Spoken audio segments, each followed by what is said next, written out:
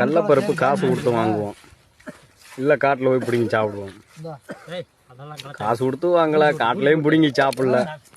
அந்த களத்தில் காய போட்டு அள்ளின பிறகு மிச்ச கல்ல அதை பிறகு திங்கிறதே தனி சுகந்தாங்க உண்மையிலே.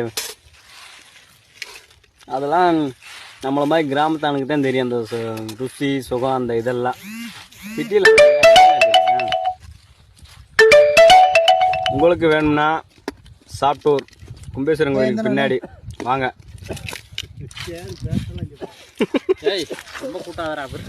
ஏன்டா எத்தி தள்ளி விடுற? அட பாவி, 2 கல்ல பிறகு திங்க உனக்கு பொறுக்கலையா?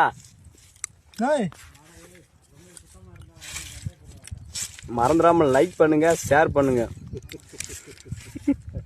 மறக்காம உங்களுக்கு என்ன தோணுதோ அதை கமெண்ட் பண்ணுங்க. திட்டினாலும் பரவாயில்ல, உங்களுக்கு என்ன திட்டணும்னு தோணுதோ கமெண்ட் பண்ணுங்க, என்ன பேசணும்னு கமெண்ட் பண்ணுங்க.